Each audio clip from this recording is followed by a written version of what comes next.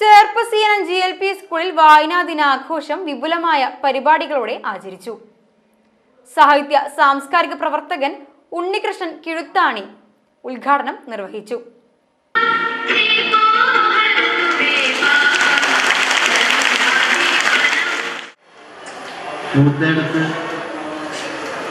അദ്ദേഹത്തിന് ഇപ്രാവശ്യത്തെ കേന്ദ്ര ബാലസാഹിത്യ അക്കാദമിയുടെ ബാലസാഹിത്യത്തിനുള്ള അവാർഡ് ലഭിച്ചത് നിങ്ങളോടൊപ്പം ഞാനും സന്തോഷിക്കുന്നു.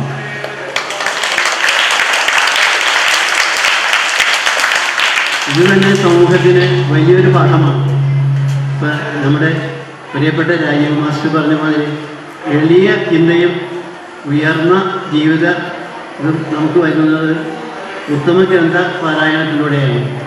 അതിന് ഈ പ്രായത്തിൽ തന്നെ നാം സന്നദ്ധരാകണം, സജ്ജരാകണം എന്നതിൻ്റെ തെളിവാണ് എൻ്റെ മുന്നിലിരിക്കുന്ന പിഞ്ചു മക്കൾ.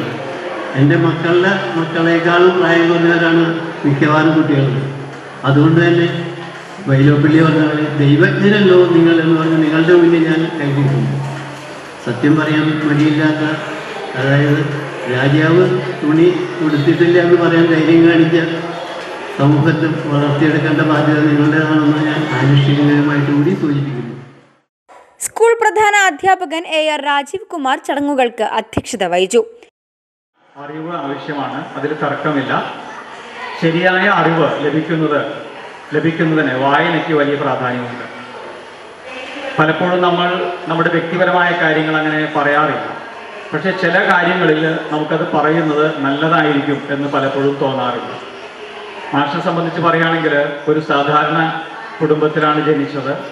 ഇപ്പോഴും അങ്ങനെ ഒരു വലിയ ഉന്നതിയിലെത്തിയെന്നുള്ളൊരു വിശ്വാസം കൊണ്ടല്ല, പക്ഷേ തോന്നുന്നു ജീവിതം സാർത്ഥകമാണ്.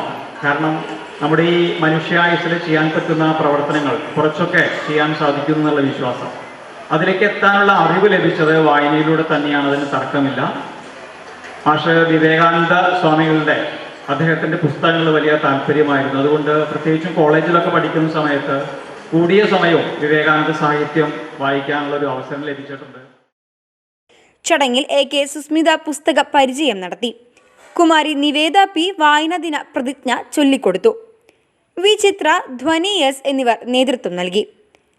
മികച്ച വായനക്കാരിയെ തിരഞ്ഞെടുക്കൽ, വായനക്കാർഡ് നിർമ്മാണം, പുസ്തക സമർപ്പണം, കവിതോത്സവം, കഥോത്സവം, വായനാമൂല ഒരുക്കൽ, ക്വിസ് മത്സരം തുടങ്ങിയ വൈവിധ്യമാർന്ന പരിപാടികൾ വായനാ വാരാചരണത്തിന്റെ ഭാഗമായി വരും ദിവസങ്ങളിൽ നടത്തുമെന്ന് പ്രധാന അധ്യാപകൻ പറഞ്ഞു.